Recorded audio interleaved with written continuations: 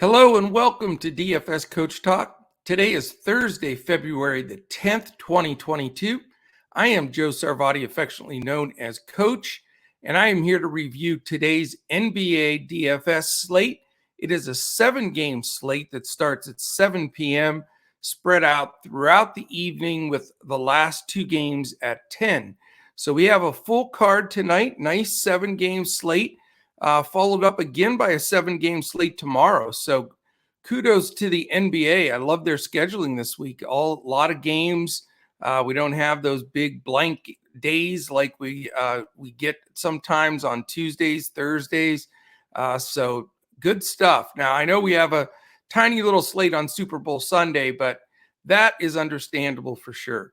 So what's on deck here? Today is a really exciting day here. The NBA trade deadline is today at 3 p.m. Eastern. So we're going to be doing a NBA trade deadline special and how it affects DFS. That will be out this afternoon at 4. That will come out right after the deadline. We'll reevaluate the people that have moved teams and how it's going to affect rotations and overall DFS performance. So definitely something you want to catch and get on top of right away. We have our golf PGA event, the Waste Management Open down there in Scottsdale, Arizona. That is starting today. That should be a really fun tournament to follow. Also, we've got this NBA schedule today, which is just amazing. So there's a lot of movement here. There's going to be lots of changes, lots of things happening with trade moves, people sitting, getting yanked right before the game. So we're here to do all that work for you. You can join us by going to dfscoachtalk.com. There you can sign up right there for as little as a 3-day pass for $10. So love to have you check us out. We have a phenomenal community, great supportive community, and we have a lot of fun there for sure. All right, we're diving into this. No time to waste on this crazy busy day with everything going on. Also, this evening, there'll be our Super Bowl podcast coming out, and all 3 of our football guys are going to be in there. Andrew Hansen and Josh Davis, and also our analytics man, John Wehausen, making his debut. So he'll have some good nuggets for you for the Super Bowl. So catch that this evening. I believe that drops around 9 p.m. Eastern. So fun stuff. All kinds of things going here at Coach Talk. You got to love it. All right, here we go. No messing around. Game 1, 7 o'clock. Memphis Grizzlies, Detroit Pistons. Memphis a big favorite here, 12.5. Nice total, 226. Implied for Memphis, 119.25. For Detroit, they're looking at 106.75. Memphis comes in 38-18. Detroit 12-42. Injury designations, those that are out for Memphis: Aldama, Brooks, Pons, Tilly, and Tillman. So their main guys are in, except for Brooks. Everybody else is in for Memphis of their key rotational players. For Detroit, again, we have a questionable tag on Cade Cunningham. He was out the last game. Let's see where that falls. We also have Josh Jackson questionable, Killian Hayes probable, and we know Livers and Pickett are out. So these 2 teams have not been mentioned much in trades, so we should be fairly safe here in this game. Detroit is on the first end of a back-to-back tonight. They play again tomorrow. Memphis, it is an island game. Pace, Memphis 6th, Detroit 14th. So we got an above-average pace. With that, it's what leads to that 226 total. Defensively, Memphis has been strong, 7th. And Detroit 24th. So not a lot of resistance there. Of course, you can go right to Ja Morant and discuss him right off the bat at 10-3. If the game stays close enough, certainly a fantastic opportunity for him here. He could be one of the higher scorers on the slate, no doubt about it. But if the game blows out, it is a 12.5 number. Detroit has been struggling, and if Cunningham sits again, it's sort of an uphill battle for them. But still, Jaws right on my list. Desmond Bain's price has finally come down at 6.3, so that's much more palatable. I think he's a nice option. Also, a little expensive on Triple J for me at 7.3, although he's been blocking shots and having some solid games. Pay down center, Adams is always an option at 5.3. On the Detroit side, it looks like it's going to be Corey Joseph starting at the point at 4.4, but he is splitting a lot of time with Killian Hayes at 4K, so a little concern there. If Cunningham plays at 7.8 without restrictions, certainly an option. If he sits, it brings Diallo back into play at 4.8. He's been picking up the slack when Cunningham's gone. You always have an opportunity for the same three guys we've been mentioning. None of them have blown the roof off. Isaiah Stewart got it done for me the last game, though, but it was against the Mavericks' weak interior, and Stewart did smash there at 5.4. Jeremy Grant's only 6.1.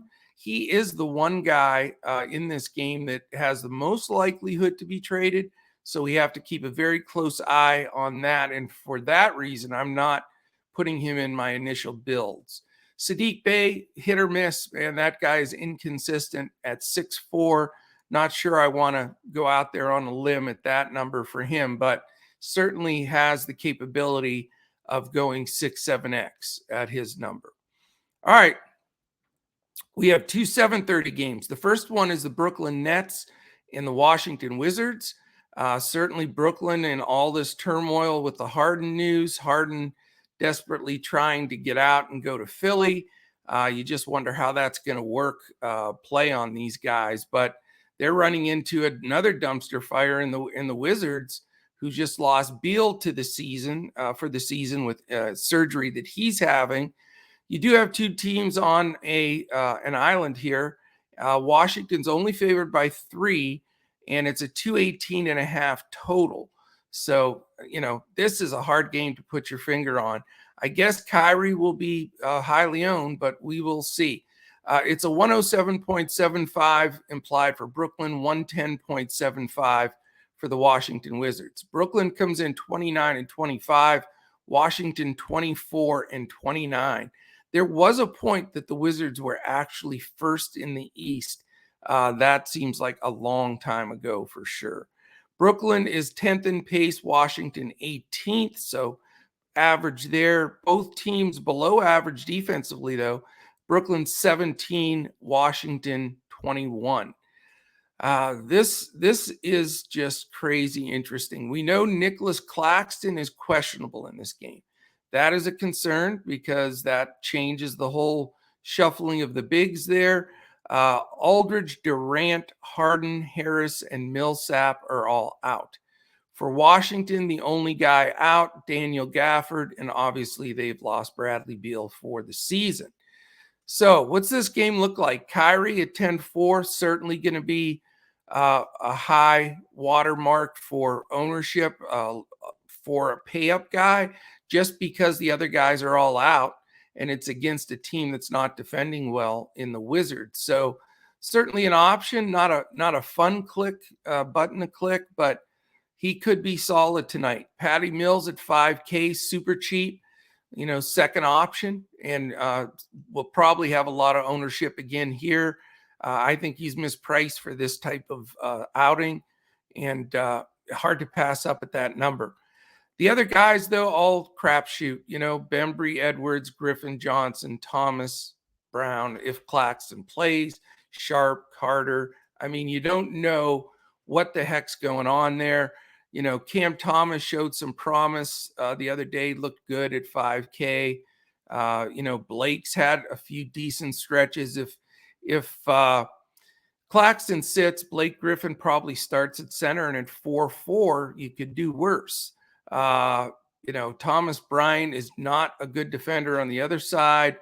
And we know Gafford's out. So I can't believe I'm saying it, but Griffin may be a decent play. Who would have thought it? But here you go. So we'll see how it goes. Look at James Johnson a little bit at 4-2. There is some value for Brooklyn. It's just making sure you choose the right one, because if you don't, that could be a lineup sinker right there. On the Washington side, you've got that opportunity to take Spencer Dinwiddie at 6K. He's going to basically be the number 2 option, I think, to Kyle Kuzma at 7-4. So either one of those guys, Dinwiddie or Kuzma, I think are solid plays because they're going to get most of the action here. There's no question about it. After that, if you want to go super value, you're going to get 3-7 Aaron Holiday, KCP's 3-5. You can also look at Montrezl Harrell off the bench at 4-9, or Rui Hachimura at 3-4. Thomas Bryant's only 3-3, hasn't really shown out yet. So there's a lot of question marks on this Washington team. Definitely some incurred risk if you go for some of the value. I personally would prefer to stick with Kuzma or Dinwiddie. All right, the other 7:30 game is the Miami Heat and the New Orleans Pelicans. Miami's favored by 5. It's a 216.5 total, 110.75 for the Miami Heat, 105.75 for the New Orleans Pelicans. Miami comes in 35-20, Pelicans 22-32. As far as injury designations, Hero and Caleb Martin are expected to be back. They're both probable. I'm counting them in as of now. Morris and Oladipo remain out. For the Pelicans, CJ McCollum looks like he's going to play. He is expected in. For the guys that are out are Hernan Gomez, Nance, and Cheeseburgers Williamson. So how does this game? This game is interesting. You've got only a 5-point initial spread here for Miami. So that tells me, is somebody else going to sit that we don't know of? What's the situation here? Seems like a low number. 216.5 expected, but only favored by 5 seems a little odd to me. But we'll see. As far as pace, this game is not good at all. 27th and 24th, respectively. Defensively, Miami's 6th best in the league, and the Pelicans not so much at 23rd. So how do we see this game playing out? You've got some good buy-up options here. Obviously, Jimmy Butler at 9-3 has the potential to break any slate. Bam Adebayo's been in great form at 9K. Those are the 2 spots you can directly look at. You've had just a very average performing Kyle Lowry at 6'7", very underwhelming. Wouldn't really want to go there. Duncan Robinson is points dependent, but it can get hot at 4K. Tyler Hero, of course, a strong target off the bench at 6'2". So you have some good options there. I'll have some exposure. Same thing with the Pelicans. I mean, you've got Devontae Graham at 5'2". CJ McCollum at 8-2. How is he going to fit in with this group? We're going to find out. Brandon Ingram at 9-2 loses a little steam with CJ now, taking some of that usage. Same can be said about the value play we've used quite a bit this year. Herb Jones at 5-3 sort of now becomes like the 5th option. So he does create some of his own stuff with some stocks and putbacks, but not as excited to play him as a value play. Joe Val, not the best matchup for him at 7-7 with Bam defense interior. Jackson Hayes, who's been really good lately at 5'6", he's been starting at the 4 alongside Joe Val. That's the question, though, is now that CJ's in the mix here, what are they going to do? What's the rotation? It looks like Hayes might get forced back to the bench, which is a shame because he was really stepping out. So we need to do a lot more, really looking at that and see for sure if it's going to be Graham, McCollum, Ingram, Jones, and Valanciunas, and they designate Hayes to the bench. That's going to be key because coming off the bench at 5'6", certainly not as good as the minutes he's been getting playing alongside Joe Val in recent games. After that, maybe Alvarado and a GPP as a backup point, but that is about it. All right, we go to the lone 8 o'clock game on the schedule. And in this game, Toronto is on the second night of a back-to-back. Houston Island game for them. Toronto's favored by 7.5. They've been red hot. They are moved way up the standings in the last couple of weeks. The over-under here is nice, 226.5, second highest on the entire board. So this game has some definite potential to it. It is 117 applied for Toronto, 109.5 implied for the Houston Rockets. Toronto comes into the game 30-23, Houston 15-39. Injuries, Goran Dragic, please become a Dallas Maverick. Today, I've been calling this for like a week. I think they buy him out and he comes over. So we'll see if this happens or not. They could use the depth in the backcourt with Hardaway down. So Dirk, can you make this happen, please? Makes a few calls. But he is out for Toronto, obviously. He hasn't played in months. For Houston, Eric Gordon, who's also likely to be traded, he is questionable. I think that's, questionable to be on the team is what the designation should say. Garuba and Wall still out. And there's still rumors that somehow maybe Wall goes for Westbrook. That would be hilarious to have poor old Russ back in Houston again after all these shifts around. But that's the NBA. It's wild. All right, as far as pace goes in this game, it looks like we've got Toronto 23rd, Houston 2nd. So, giant pace up for Toronto. If Houston keeps this game close, the big wheels for Toronto could really pay off. As far as defense, 16th for Toronto, dead last for Houston. So, again, a sweet spot for Toronto. Looks like they've really made all of their moves that they're going to make for their key guys. They're on a heater right now, and good time to invest in some of their players. Now, if the game doesn't stay close, not as much of a penalty with Toronto as it is some teams, because Nurse really has been leaning on his players hard. A lot of the guys leading the league in minutes, including Van Vliet. So, it's a little bit more comfort when you spend the money and roster up for him. And Van Vliet at 8.8 is definitely in play here. So is Gary Trent at 6.5. He continues to perform at a very fair price. Starting to see Anunoby bust out a little bit now after when he came back, a bit of a slow start there for a while. He's at 7.2. You can always, search for the Scotty Barnes big game at 7K. And then Pascal Siakam's been awesome. He's 9.8, and he's been back in beast mode, if you will, just taking games over. So he's not a bad pay-up option. On the Houston side, it's been interesting. They sort of settled in with a starting lineup with Porter, Green, Tate, and then the two bigs, Wood at the 4 and Şengün at the big spot. So good to see that rotation sort of settle in, at least for now, unless there's any trades that come about. But that's, Porter at 6K and Green at 5K aren't bad prices at all.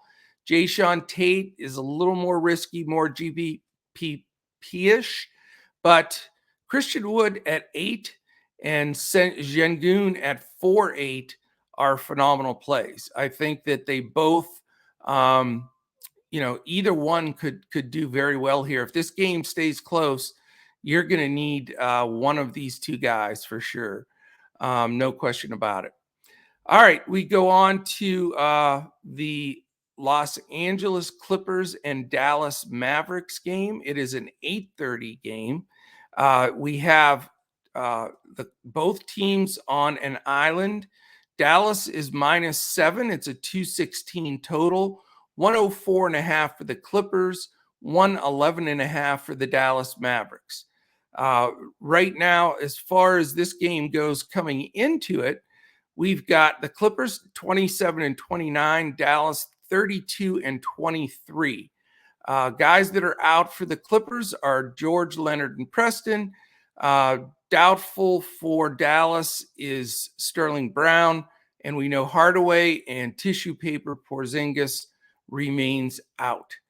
So how do we look at this game here? How about the fact that we've got the 17th and 30th teams in pace, Dallas being the slowest. That's why you've got just a 216 total. And then defensively, this is the best combo of defense. Clippers 8, Dallas 5. So not a good DFS game all the way around here.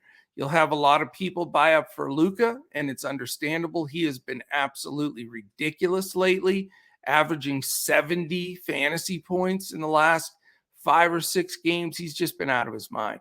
But he is a big fat 12-4. So in this pace game, a little dangerous. I'm probably not going to go there, but very tempting. I mean, the guy that's putting up those kind of numbers, it's just very tough not to have him. It's going to be difficult. So a tough pass there for me, but probably not going to go up to that number.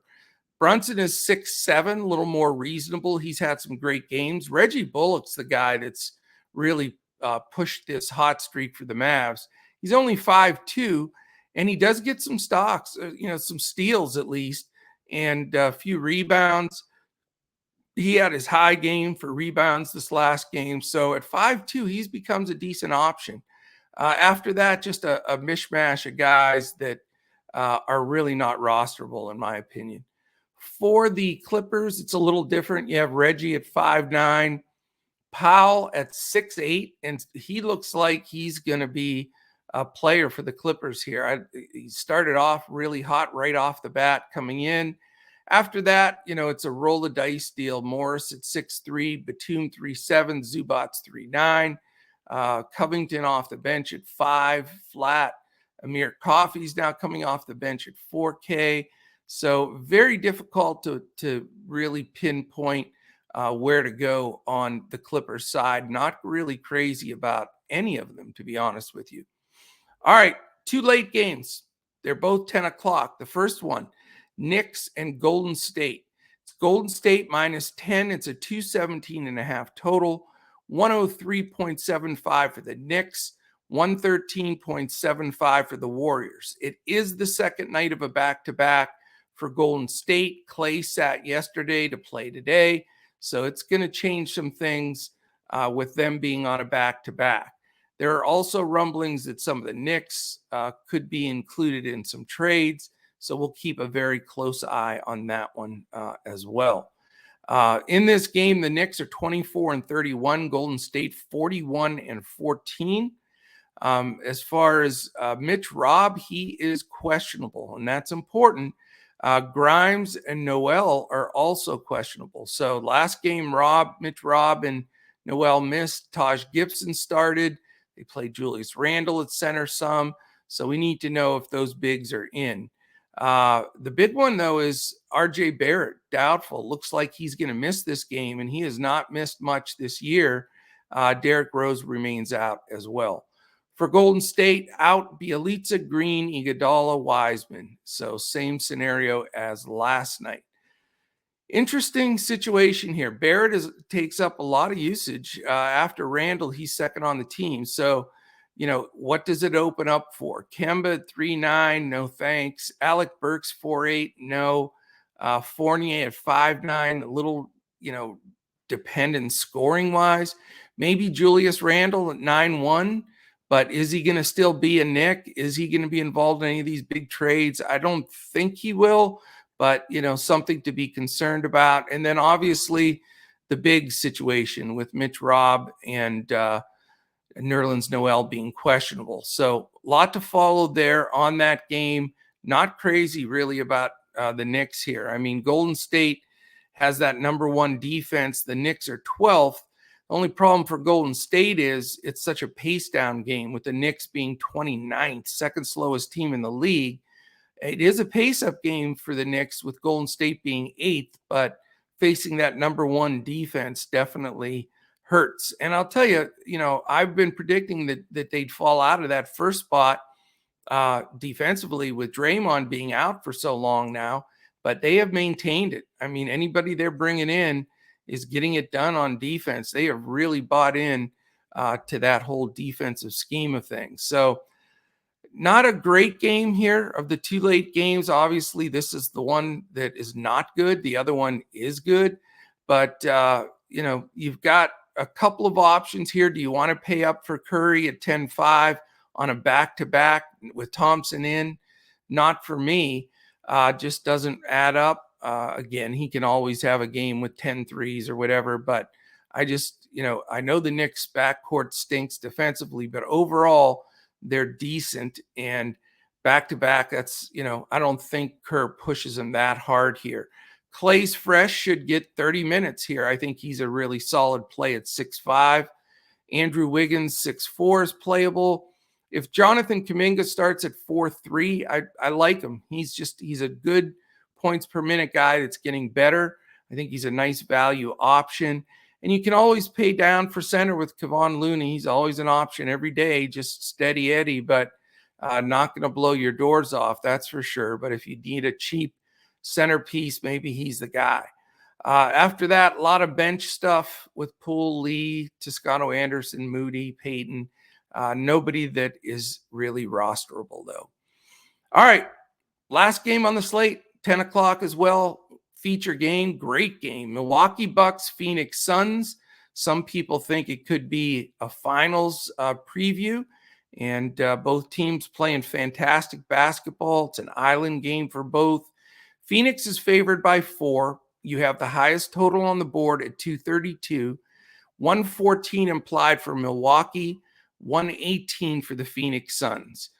Milwaukee comes in 35-21. Phoenix 44-10.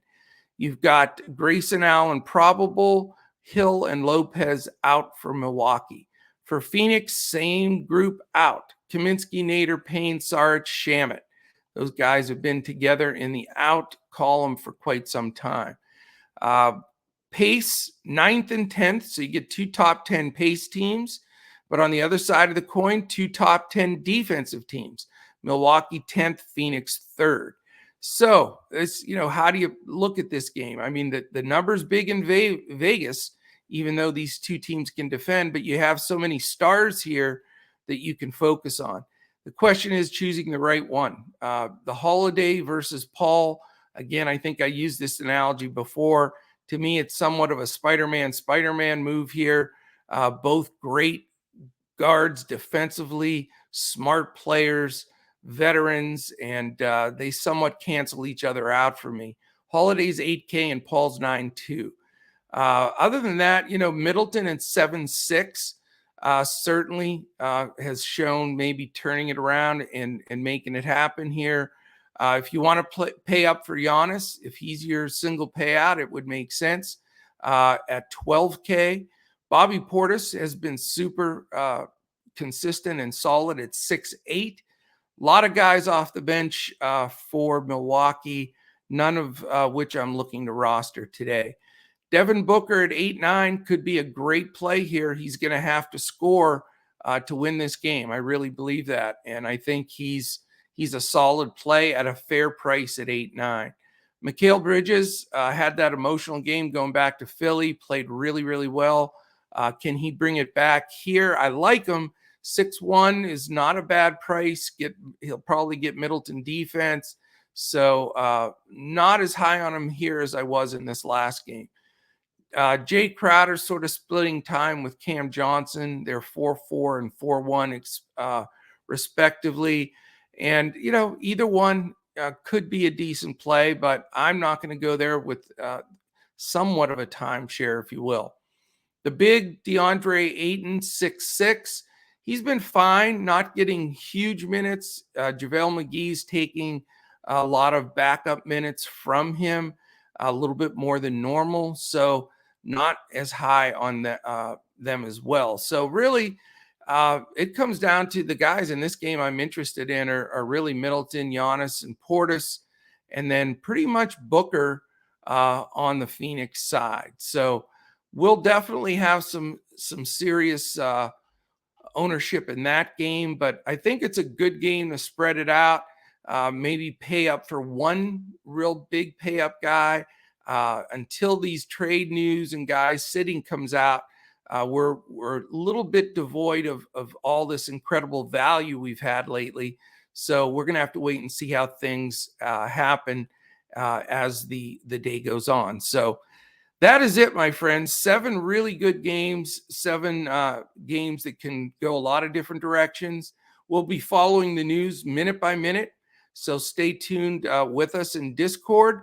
And to get in Discord with us, you can become a member by going to dfscoachtalk.com. You can sign up for as little as a 3-day pass for $10. So great time to do that.